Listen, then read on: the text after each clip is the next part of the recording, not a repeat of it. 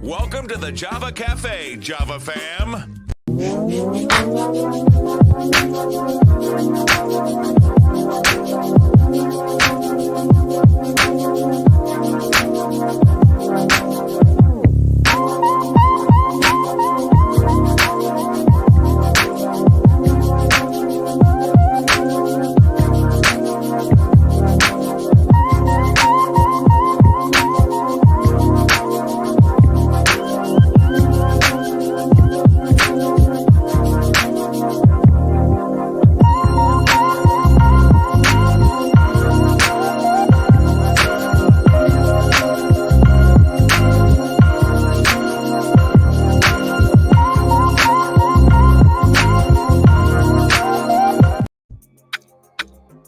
Good morning. Welcome to the Java Cafe, Java fam. Good morning. Excuse me. Good morning, everybody. Good morning. Good morning. I am back in the studio in the real Java Cafe off the road. And we are here with our mayor today for We Need to Know Wednesdays with Wu. It is her last appearance for this year, for 2022. And we did a little recap when she was with us for marking and celebrating her technical year anniversary.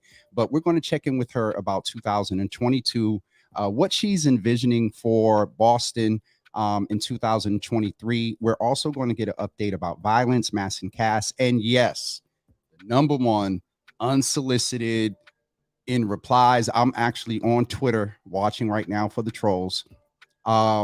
About mask mandates and you know what's going to happen after BPS. And you know, I will say this, and as our current governor is getting ready to leave, say what you want to about our leaders, we have to appreciate the fact that our governor, Mayor Marty Walsh, Mayor Kim Janey, and continuing Mayor Michelle Wu has kept us pretty safe during this pandemic, and it is imperative that they continue, and also Maura Healey continue to do so. So anyway, I'm going to bring in our mayor to chat with her. We had another idea of last Wednesday, because she usually appears on the fourth Wednesday, but the past couple of months it's been the third.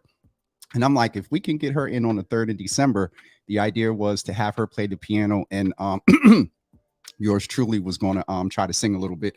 But let's bring her in and welcome back to the Java Cafe someone who is no straight. You're in the office today. I am. So we got you fully no T-Pain with the signal and whatnot. How are you, Mayor? How are you doing? I'm good. I had a really great holiday with the family. We got to just unplug for a teeny tiny bit and just to watch the kids be so delighted and so sugared up and just, I don't know. There's always time. I know we missed our kind of caroling window for this year, but we could do New Year singing at the piano. Anytime you want to come in, we could do that. Okay, we'll have to figure that. That will probably get the most views ever. That will be better than Shagun when we broke the internet about a year ago. But I want to definitely check in with you, and as we always do, see how you're doing.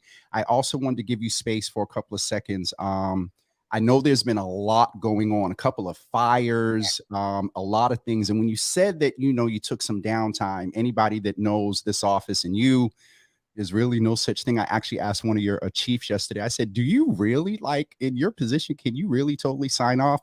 And they were like, yeah, we have coverage, and that's something you believe in. So one, wanted to check in on you, and two, in that, if you just wanted to address anything in reference to what, you know, generally the community is dealing with fires, violence, first time, you know, holidays, being without loved ones, and then we'll jump in. No, it's the absolute most horrible time of the year for tragedy to strike. And we saw not only a two-alarm fire that displaced a number of families, but a fatality from that fire, which in Boston, in some ways, we take for granted the professionalism of the first responder services forces that we have here, and the intense support from the medical community that goes into saving lives just day after day after day. I think our numbers that we tout a lot about how low some of our fatality rates are or public safety statistics. Obviously, I always try to make sure to state from the outset that you can't judge trauma by annual numbers because it is cumulative for residents. And even when you are living on this street, when you are experiencing that in your family, you can't measure that. That being said, when you zoom out, our numbers are very much affected by how many lives are saved because of the amazing and incomparable healthcare Medical system yeah. that is here too. So we had that activated over this last weekend, and we had our ONS and neighborhood services teams out, community engagement out, first responders, fire, police, with dozens of families who were displaced right during the Christmas holiday.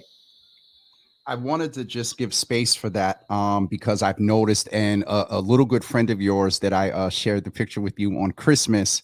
One of the recent fires yesterday, the one in Dorchester, was literally right across the street from the Mathis's house. And so it just really stood out to me, one, that we're thankful that, nothing happened, but also holding space for those that are dealing with fires and loss and things like that. Tell us how you're doing. It's the holidays. This is, last Christmas you were in, but probably still in a little bit of a honeymoon period. And it was good to hear you say that you took time away with your family. And I have to keep reiterating this. You are a mom mayor, a married woman. And so there is a different level of grace I think folks need to give when it comes to prioritizing family. And you're a caregiver for your mom still, correct? Yeah. And I've been How are sitting you with doing? that because there's been there's been headlines recently about I'm not spending enough time with the business community or this community or that community. And I know people feel it. I hear it at different levels. And I truly, it's something that I am kind of forcing myself to do in a way, because as a city councilor, especially at large, you have a teeny tiny team that just gives their all, right? People like Brianna and Dave and so many over the years. And you're used to just going until you're ragged, trying to be at every community meeting, because that is the function of being a legislator, is to understand the issues, surface them, give a platform for community. And then shifting over to now being charged with the responsibility of leading the implementation across 19,000 city employees, I have felt like my primary job over this last year was to really get to know the organization in a very intentional way. And I still haven't got around to every single department. I've now been at every police district, firehouse, community center, library. But there, haven't gotten to the canine unit, haven't gotten to our emergency management team. And it's just the breadth of what happens through city government. I think people sometimes don't realize, and it should be that way, because you should just experience it as a kind of seamless, invisible thing that you take for granted because it's so responsive, and that's what we aim for. But it is every action that city government kind of delivers is hundreds of hands that have been involved in some way along the process of planning it, implementing it, communicating it, making sure we're tracking it. And I have wanted to spend some time understanding how people are doing their jobs. And the reality is that for all that I get to have very public check-ins with you about how I'm doing and how I'm achieving that balance, there are tens of thousands of city workers, 19,000 city workers who don't get checked in with publicly and asked how they're doing when there's so much need in the community, and they're asked to do more and more and more with staffing levels that need to be shored up, and the pandemic that had caused us to really kind of go on this survival mode for city workers. And so I really want to take the time to make sure people are in buildings that aren't falling down and that are healthy, that they're getting space and infrastructure for mental health, and to have some of the, to question some of how we do what we do so that we can continue doing it and it can be sustainable. And that's meant that I haven't gotten to spend as much time at neighborhood association meetings as I've liked, or in, meetings with the business community. But the good news is that I have this amazing team, and they are more than more capable than me of understanding how to put together all the pieces across the city. But some of my goal for year 2, moving into 2023, is really going to be, now that we've kind of understood internally what to do, Yeah. building that same depth of partnership in community. I thank you for naming it, because, sometimes I get critique for, being, overly favorable and blah, blah, blah. But the reality is we spent time on the 5th floor together, and knowing the inner workings, not only of the hall, but any CEO of any organization, let alone being a municipality, there is a sense of a learning curve. Yes, you were an at-large counselor and whatnot, but I think, we've talked a lot about giving the grace to the fact of coming together. You've been very honest about getting your footing, with you and your team in the first year. Let me just say, and I mentioned it a few minutes ago, my good friend and brother, when it comes to the business community, you have chiefs and representatives of your administration for a reason. And God knows there's been a lot going on in the business community. So, Mayor, I want to jump in and ask a couple of things. And I guess I'll stay in the vein of mental health. You talked about staffing and violence and whatnot. This is something that we've been talking about for a long time. Is there was an abrupt notification. My understanding is, and we joke about me being media and or not, but there was a leak of a transition. A young man that I have not always agreed with, but here lately have gained a different level of respect. They leaked that Dr. Rufus Falk was going to leave, and he's being replaced by the good brother Isaac Yablo. There was, and we had some correspondence about it. There was mixed feelings from those that have been in the field, SOAR, and I don't know at what level you can update about that because of what's going on with the union. But can you just give us a little brief update about where things are with violence and addressing violence? Because name the numbers thing, but the cumulative, exponential, compounded trauma that folks are dealing with, whether the numbers are low or not, this is a concern for folks. That's right. Yeah, and I mean, there's been no one like Dr. Falk, who's been just immersed in community for several years now. And at a time when, doing this work during the pandemic without resources and have just the resourcefulness on top of being in community and being so connected to community, he's my hero.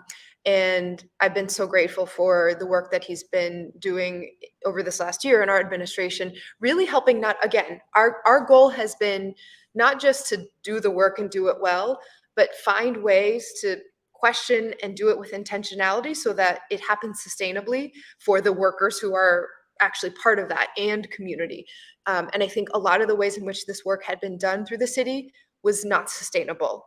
And we started to see that in how SOAR was nurtured or not, or lack thereof, and how trauma response happened either right on scene, but then maybe not so much with the follow-up. And so there were lots of pieces where sometimes this department was doing this thing and another one was doing that thing, and they just kind of were in a habit but not formally working together or coordinated. And then when one of them dropped off because it wasn't like the policy, then everyone was like, what happened? So Rufus has done a lot leading the charge over this last year of really thinking about what coordination actually looks like. Yes. So that public safety isn't just, do we show up when an incident happens and are there the right people in some places, but how are we year round wrapping around this concept of public safety and public health and housing and food security and education? Root causes. Exactly. Getting to the sustainability of how do we move past generational cycles. And so the word did get out from media inquiries sooner than I think anyone had planned for. And we thought it was really important to make sure that public communication included not only kind of an understanding of how Rufus has reshaped the entire way that this job functions and how we piece everything together, but also what the transition plan would look like, and that there was a transition plan in place, because I think some of what I really felt and heard from the community around how the SOAR news happened in that transition felt very sudden and uncertain, and it, I think, compounded trauma a little bit more because it was just the way that that some of the SOAR workers had not even had a direct conversation with the administration at the top levels before the media had the story. And so I've been trying to be really sensitive about how that communication piece happens, and sometimes that means things happen a lot faster than maybe they have meant to happen. I thank you for that update, because it was something, you know, again, this is an area that, you know, once I get this thing that we've talked about to you, I'll say this is an area that will always be special to me. But, you know, moving on to some other stuff, and we'll talk about that later. Mayor, one of the other things that you talked about was housing and sustainability and root causes leading to violence. That leads me to also ask about another, you know, issue that you're often asked about and is a challenge, not just for your administration, but mass and cast. You know, it's winter time, even though, and we haven't talked about climate change, even though, you know, we're about to get these next 50-degree weather days in Boston in December and January. Maybe we'll talk about that next month. What's going on with mass and cast in the winter, and getting to sustainable, sort of decentralized, if you will, treatment, and a real concrete plan, if you will. Yeah. So they've been doing amazing work. The numbers are down. On people on mass and cast who are on there? Who are there. And again, some of this is seasonal. Yes. Yeah. You know, there are, okay, actually, let me back up a step and say, this year actually is quite stressful for our shelter system and those advocates who work within emergency shelter, because we're seeing a compounding of a bunch of things happening at the same time. And obviously the pandemic led to a lot of housing challenges, and we're kind of right back to still having those challenges on families, while housing prices have basically gone back up, in a really tough economy where every time you go to the grocery store, things are more expensive and more expensive. And so a lot of people are being pushed into an emergency housing situation because they're being displaced by the housing market. At the same time, we have more and more migrant families coming in, just dozens of families every couple of weeks. And we don't sometimes get the same headlines that other cities are, because, you know, we had one plane come to Martha's Vineyard, and there are other, you know, these people, I wouldn't even call them leaders, in other states, making a big show of busing people to New York or Chicago, or, you know, targeting this or that Democrat city. We have not had as much show directed at us, but the numbers are still coming, because sometimes when people get bused to places like New York, they're still finding their way to family and connections and community in cities like Boston. And so it's been a tremendous strain. Our housing chief, Sheila Dillon, says this year has been the tightest that she has ever seen when it comes to the cushion that's available in emergency shelter. Now, we have some of the most professional providers and systems anywhere, so they're going to make it work. They know how to squeeze it so that they can go way above capacity by turning conference rooms, if needed, into shelter or this or that for those coldest nights.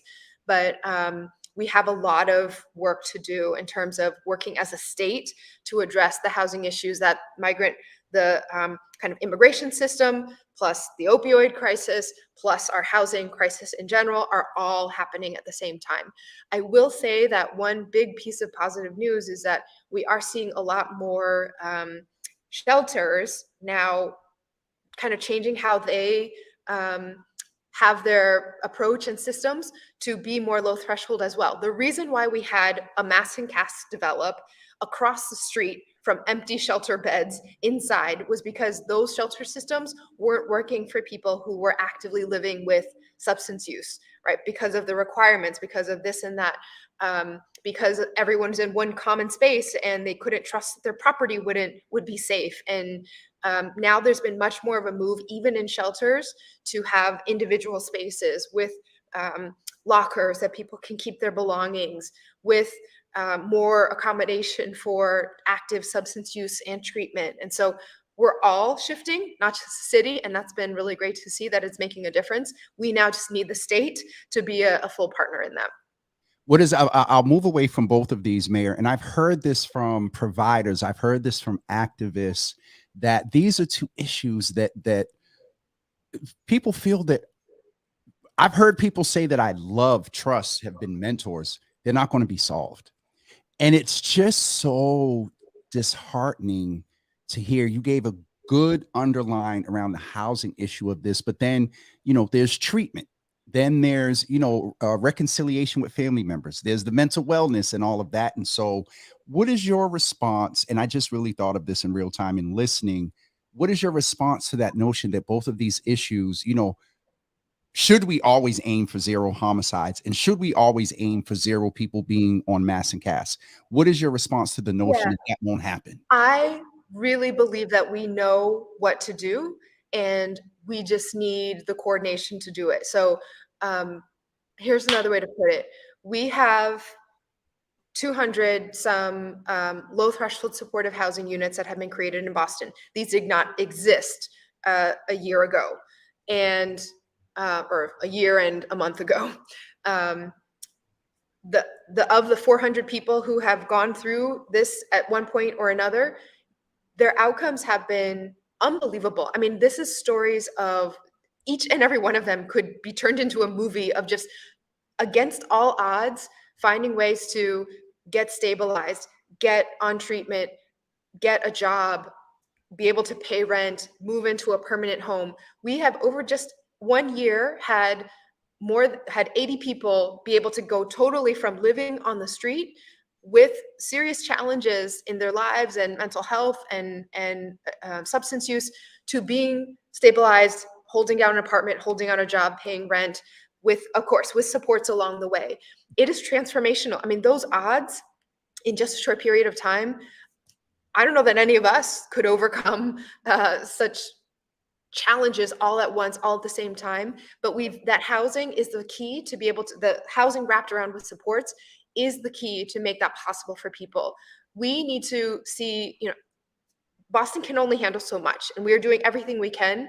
This is really people coming from all around the state, the region, beyond New England even. And so if we could get a commitment for the state to put 1,000 units of this kind of housing that Boston's already put up 200 within the city, if we had 1,000 around the state, I believe that our teams have done all the numbers. That would be enough to not only be able to get people off of our wait list and into spots, but handle a cushion for new people who are coming in as well. We have 150 people on our wait list right now who need this kind of housing. And we need to set up, we've kind of actually seen it with the migrant family situation where cities play a triage role. They take people, they kind of manage the intake, take care of people for a couple days, manage the emergency kind of food, shelter for a couple nights, and then the state takes over and there's a system set up where people go, whether that's at one of the Fort Devens and the base that's been transformed or other locations. We stood that up. The state put that together in just a couple weeks. We're choosing not to do the same thing for mass and cast right now as a state. And so we're all eager and excited and ready to work with the state on that next step. We know what would solve the situation, and we just need everyone to kind of get on the same page. It cannot be just the cities that raise their hand. The state will respond and say, okay, now I'll partner with you. There really needs to be more of a top-down, let's accept that this is a statewide challenge, not just Boston's challenge, and each city has some role to play in that.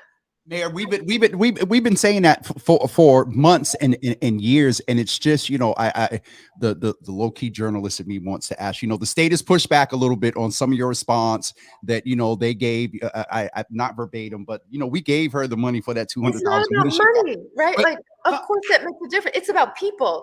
If they would help us with our wait list of 150 people, we're not asking necessarily for more funding to do more in Boston. We want money to go outside Boston for those municipalities where people are experiencing these same challenges. Mayor, thank you. There's a little different cadence coming from you and the eyebrow I've going had up. this conversation 20 times. And we're not, listen, please understand, for the trolls that might try to clip something, we're not laughing at making light of the situation. It's a little frustrating in the fact that, like, geez, and many of the activists and community folks have been saying this as well from the administration, which is probably, you listen and informed. All right, I'll move us away because I'm getting to know. I was getting ready to ask what your drop Ted. Oh, okay. I didn't get a notice that you got to go, so good. So thank you for that, Mayor. And just, generally you would say on the notion of not aiming to zero in both areas is something that you don't believe? We don't have a choice. These are, I don't know. I think what's happened over the last couple decades, I would say, is that as people have grown apart from each other, and this is, I won't get into my whole nerdy soapbox about all the ways that we measure trust or isolation or, our, like 40 years ago, so let's say our grandparents' generation, maybe a little bit of our parents' generation, they were hanging out with their neighbors 3 times a week. Everybody knew everybody's business. Everybody cared about it. It was one big mix. Business thing still goes on, Mayor. That everybody know. Sorry, go ahead. It's all over social media now. And nowadays we are, a lot of people barely have time to learn the names of their neighbors, much less feel that what happens to my fellow human being in the same city, in a different neighborhood, matters to me. But we are all invested in the homicide rate in Boston. We are all invested in what happens at Mass and Cass. It affects every single one of us and our kids and the school system and the opportunities in the city. And so we all have a selfish interest in addressing these challenges. And I hope to keep kind of supporting how that message of how connected we all are to each other. Absolutely. And thank you for that. And I loved how you mentioned go off in the nerdy thing and even in the housing thing, for those that may try to say, oh, it's a spin. If you know our mayor, you ask her about one thing and the intersectionality in her brain, things just start going off and she'll get in one place. And so just some context of that. Mayor, the other thing I wanted to check in with you about is we talked about SOAR. One of the major things, and we'll go to this, and then I want to end on a good and sort of lighter note, is that there's been a lot of chatter, and thank God I'm watching on Twitter, and the trolls didn't come on today. But there you look at data, you talk to Dr. Basola over at the Health Commission, and there is this pondering and wondering and ambiguity about will you mandate mask in BPS post the vacation. Don't know if you made a decision yet. Where are we with that? Yeah, and if you can talk a little bit about your process and as to why. Yeah, so this is really a question that the Superintendent Skipper and Dr. Ojikutu and our educators and school nurses and everyone have been part of thinking through. And there will be, I think, a decision made soon, but not exactly yet. Here's the factors that go into the decision. One, some people have asked, well, why would you ever think about just kids and not, say, other types of city buildings or workplaces in general and not adults? Our top priority here is keeping schools open, which means they have to be staffed and safe. This time last year, we had the biggest spike all year in terms of COVID cases. And that meant that it was more than 1,000 teachers every day across our system, which is not that many. It's something like 10,000 educators. More than 1,000, more than 10% of our workforce was absent every day for a period of a couple weeks because of a COVID spike. And that meant that you remember back then, it was Superintendent Caselius was dusting off her to school into a classroom to teach administrators because it was down so much. We don't have as high COVID levels this year, but we are seeing this tridemic of COVID plus flu plus RSV. Yep. I don't know a single person who has kids who's had their kids in school every single day for the last couple of weeks before, I think my kids were both in school at the same time for like 2 days of the last 2 weeks before break. There's been a lot of stuff passed around, and we hear it from every single school building. We also know that because COVID numbers have been lower, people have been having more gatherings. People have been willing to travel more, to be in larger settings with other people and their family and friends, as they should for the holidays. And we have tests that went home with every child, so we hope that people will test, and that'll be part of it. But we want to head off, preempt what we saw this time last year, which was a huge spike right after the holidays. And so that is what the kind of thinking that would go into that kind of decision, which is that our priority is making sure that our schools can stay open. And this time last year, we came pretty close to not being able to do that. I thank you for that update. And I saw things on, and I'm big on community input on everything. The community has to have input on anything. And I saw a notion where somebody asserted that she's going to trust the science without community input. What in Jesus? I don't understand. 2 years later in 2022, getting ready to hit 2023, we understand that it was here November, December of 19. 3 years we're in, and folks are still, I'm sorry, just a little response to some of the trauma I saw from social media yesterday when I said that you were coming on. Mayor, let's sort of end on a lighter note. Your thoughts on 2022, just in general, not just as mayor, a world view, a mom view. What are your thoughts on 2022? Like, we're getting ready to leave. What are your thoughts? I think it's been a year with the start of healing, a year where we could all maybe breathe a little bit easier, knowing that there's still really hard challenges and hard times that everyone is experiencing, and trying to just process a little bit and get out of the kind of, I need to just survive and keep going because this pandemic and crisis and all sorts of emergency are just weighing us down. We are still in a lot of crises, but I think we're beginning to see a pathway, and we've tried to lay a foundation in City Hall and in city government of, again, getting to making this sustainable and possible for everyone in this work.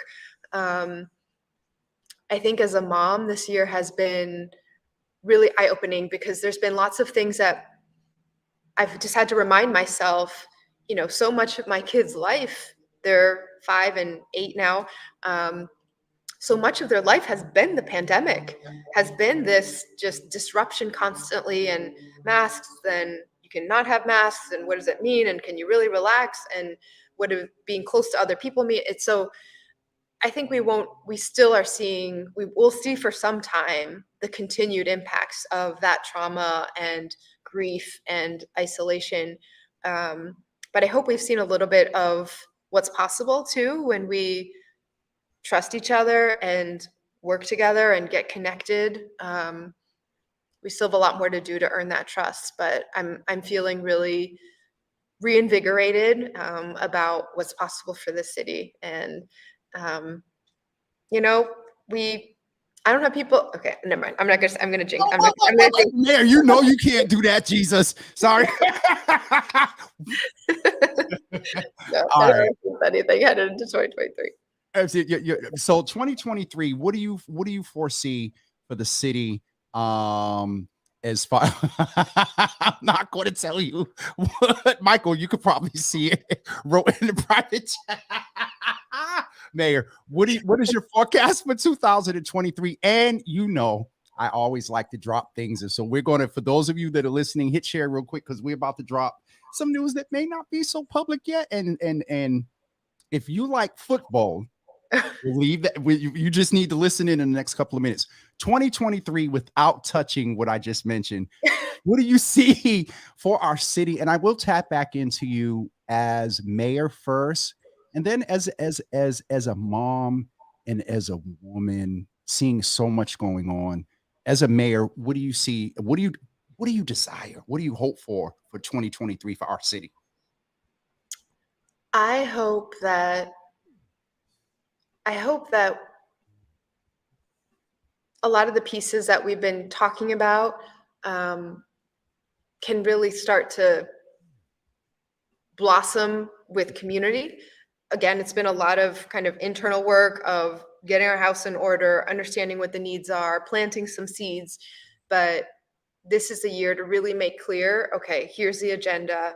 Here's what we're aiming for in terms of getting the resources we need to keep building affordable housing that is actually affordable for residents, or to actually get our schools supported and in the types of new buildings that would actually make people be able to have their full potential ahead of them. There's a lot of these kind of longer initiatives that we've just done the prep work to be able to implement and follow through with. And I'm really excited to see how that continues with community now stepping into the role of analyzing, sharing, and helping with the implementation of it. And I hope that we can, it's Boston is not, I'm not from Boston originally. I grew up in the Midwest where people are a lot nicer to each other on the surface.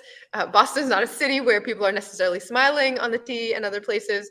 I hope that we have more joy in the city, just like a relaxed sense of community and love and appreciating where we are. I think we've been in this like hunker down mode for a really long time, and everywhere across the world has, but our city has so much potential to really show how we can do things differently, and the seeds of change have been planted, so we just need them to have space and sunlight to grow. And watered, one planteth, one watereth, the sun, and God giveth the increase. All right, Mayor, we won't go there. As a mom and as a woman, what do you see for 2023? We had the wonderful appointment of our wonderful Supreme Court Ketanji Brown. What do you and in considering what's going on with right to your body, what do you see as a mom and as a woman? It's been really scary at moments, just recognizing that to this day, in some of the most powerful institutions in this country, there are people in positions, the majority of the Supreme Court right now, for example, who don't believe that my kids or anyone's kids should have the same rights as even our, their grandparents' generation. I think that will really, the silver lining is that there are places around the country where that react differently. And Mass has been a place where we have been pretty insistent on doing our thing and doing the right thing, regardless of whatever to do. And I do think that's going to make a difference as a woman, or that we protect control over your body. The mayor is in very strong cement building, and so the signals messing up a little bit. There we go. Can you do the as a woman? Again, you're good. Listen, I know city that concrete down there, Jesus. As a woman, if you could just recap what you said. Yeah, just that as a woman, if you can't trust that in certain parts of the country you will be protected or have full control over your body, that makes places like Boston look pretty good. And it's not just from a lens of bodily autonomy, it's being able to thrive alongside the full humanity of yourself, what you care about, the difference you want to make in the world, who you love, how you spend your free time and find joy and recreation in the world. I think that's what we want to represent as a community, is of course taking care of our residents who are here today and making sure that anybody is welcome here, so that we're truly, I keep saying over and over again, the vision is for Boston to be a city for everyone. It's so interesting how you go back to, I said mom and woman, and you go right back to, being the mayor. Last thing, that we'll talk about. And I thank the team for, we got a little bit of extra time today for your last appearance for this year. The last thing is there is a potential, I heard, that Boston or this area might be entertaining thoughts of having a soccer team or soccer league. So this is not our sole decision, but Okay. we have been in consideration, as I understand. So basically, you know, soccer is the world's sport, right? you, around the globe, right? It's one of the sports where you don't need fancy equipment or expensive, you know, facilities to AKA low budget. time. And women's soccer in particular has been just killing it around the world, right? And the U.S. women's soccer team, the best female athletes in the world in terms of their records, their accomplishments, their trophies, and all of that. The Not their national pay, women's though. Not their pay. Let's just name that. Not their pay. Exactly. And so it is about time that they get the recognition, the respect, the resources that they deserve. And the league is looking to add 2 teams to their number of national teams in the US. There's currently 12 teams. So they're going to go to 14. One of the spots is already taken by a team that had shut down, but they had a right to come back if at any point they wanted to come back. And so Utah, I think, is taking that spot. And then there's another spot. And so some folks in Boston have floated the idea of what would it mean for our city to host the only not potential professional women's soccer team. Women's soccer, not I just presume men. Women's soccer? Women's soccer. Yep. So, there's a lot of questions, obviously, to get in order before that, but it's been a big priority of mine headed into year 2 to really double down on youth sports. It's one place that we have seen it fall off over the last couple of years and through the pandemic, and it is unacceptable. Some of what our teams have to go through in BPS athletics, they don't have transportation. Anyway, so I want to get everything in order for our youth who are thinking about athletics, thinking about the arts, of just this kind of wraparound experience. And so there's a lot of tie-ins. People have floated a couple different locations. There's a stadium in East Boston, but it's a little bit small, Memorial Stadium, about 4,300 seats. This kind of stadium, you really need 10,000. White Stadium is 10,000 seats. It is BPS's and BPS run. But it houses a number of other uses that we would need to make sure, number one, have a real solid home or can coexist. So there's a potential that if this were to come to Boston, not only would we have the partnership of just amazing athletes for our young people to look up to and interact with and learn from, but that we could help rehab. We've been looking for the $40-50 million to renovate White Stadium that's been underutilized for some period of time. Could this be a good fit? There's a lot more to explore on that front, but it is something that we're talking about. So can I ask you, are we hearing it first officially here, or have you mentioned it somewhere else? I mean, on a platform. It's been on different soccer blogs in other parts of the country, but it hasn't really gotten picked up a lot. Again, it's the league has to choose first which city would get the next team. It sounds like we would be in contention alongside a couple other really powerful bids. Some of them have a lot of former athletes involved. I feel like, again, if your goal is to highlight all of the ways in which women lead, kick ass, are powerful, like there's no better place where up and down every level, women are in charge, women are thriving. We always have a lot more work to do, but this would be a really great home. If it's going to go anywhere, this is the city where we should have a professional women's soccer team, I think. And then we need to work out, all the details of where all the pieces would go. But the idea is really exciting. All right, I said our last thing, but you said arts and gym, and we know they cut the arts. 2 last really quick things. You won't be on again before the Embrace Memorial is revealed. What are your thoughts on the Embrace Memorial that is getting unveiled on January 13th to Amari and the team and whatnot? Yeah, I can't believe. I mean, I didn't get to go on the delegation where they visited Oh, I the did studio, and so you've at the seen. Foundry. Yes.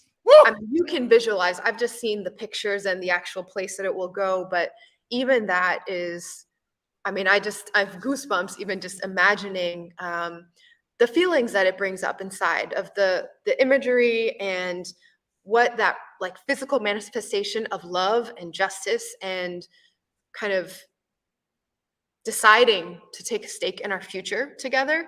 And the beautiful thing about how this whole committee and effort was organized is that it's not just about the public art, which is itself very striking, but the educational efforts that are the center that is in Roxbury, the connections, the kind of whole community approach to this. It's going to be really powerful. Thank you, Mayor. I wanted to just address a couple of things and being very real and authentic. One, I wanted to let you all go, and I'm going to bring up her email address right now. There have been a couple of asks of how folks get in touch with you to work with you. And so I'm going to get them Brianna's email address, who I think you would agree would be the best person to get in touch with. So let me, I think I'm able to do this in real time. Copy. There we go. Copy. I'm going to put Brianna's email on here for Jules, as well Our as Chief of Community Engagement. our Chief of Community Engagement. Shout out. Did you hear that Henry was on? No, I didn't. He's amazing. When I tell you, Mayor, that Henry came on and killed it here. But here is Chief Millar's email address. So Julian and also Brenda, you can email Brianna Millar at that email address. The other thing is, Mayor, it was named there. One of the things that just please keep on it. And as much as you talk about housing, just ensuring if it goes to White Stadium that it's also in the hood and residents won't be displaced or treated poorly if it is there. And so just to raise that on your radar, because I don't want you all getting me talk about I avoided this and avoided that. No. There's I think we've gone through a couple of pretty educational experiences as a city over the last several years about sometimes there are things that can seem big and shiny, and then when you get down to the details, there's all sorts of impacts that are much more real for our residents than the kind of glitz of what's being presented. That's a nice way to frame it, Mayor. That was good. That was good. That was good. I feel like I pride myself in being able to poke and just lift things up and look inside and say, I want to really understand every single detail. Yes. So rest assured that we would never take on any effort that would threaten the stability of our residents, or put it this way, Boston will only do this if we are sure that this will represent a huge step forward in terms of the resources, the programming, the progress, and the partnership that would come to, in this case, the Boston Public Schools and the surrounding community. And so I'm feeling pretty good in terms of the proponents of this bid and their commitment and some of what has been presented in terms of this is the only bid that is an all-women led bid as well.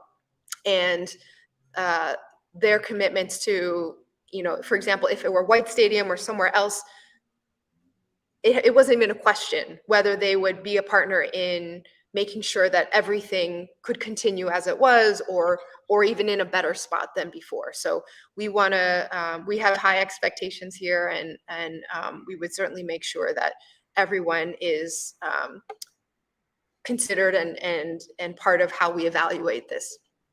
Mayor, I want to thank you just in general for being here today. I want to thank you for a lot of what you've implemented over these past, 18 months, a lot building upon your predecessors and a lot that's new and innovative.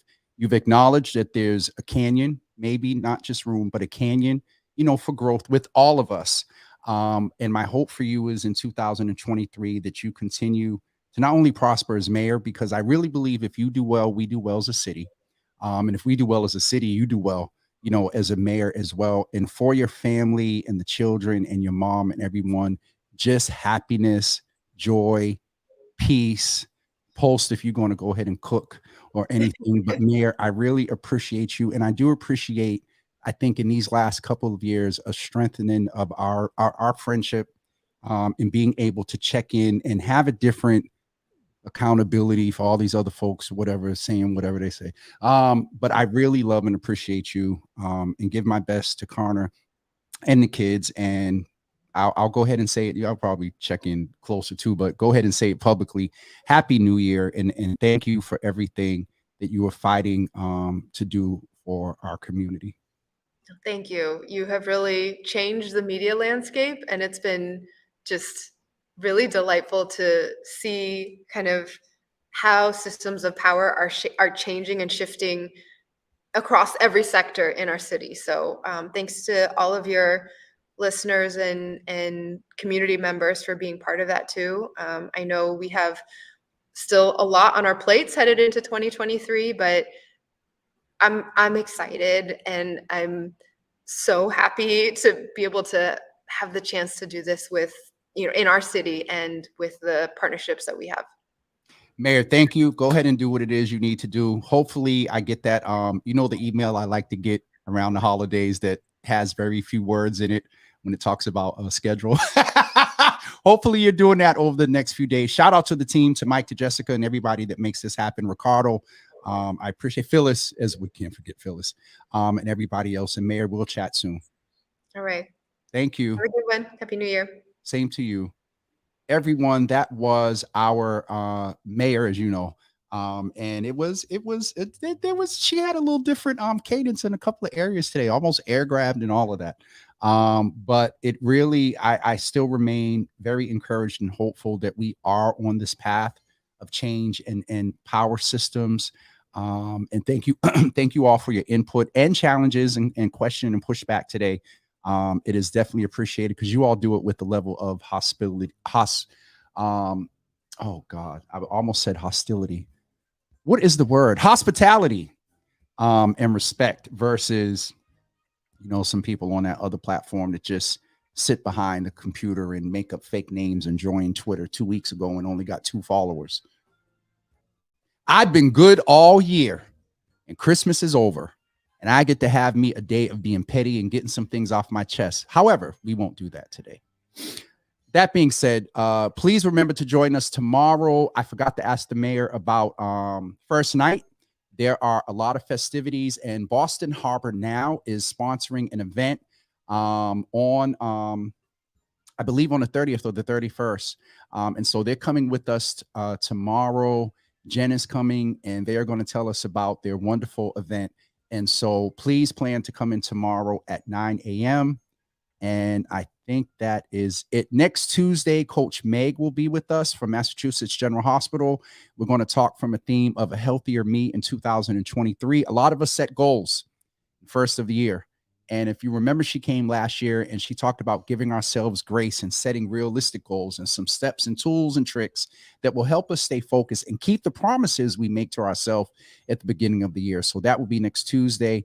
And also, Stan, thank you. How could I forget? I put the post up, but didn't put anything here. Today is the 3rd day of Kwanzaa. And where is my graphic that I just made? Ujima is the theme for today. Collective work and responsibility to build and maintain our community together and make our brothers and sisters. So I better not hit miss. Jesus. Oh, I had the graphic cut off on my phone.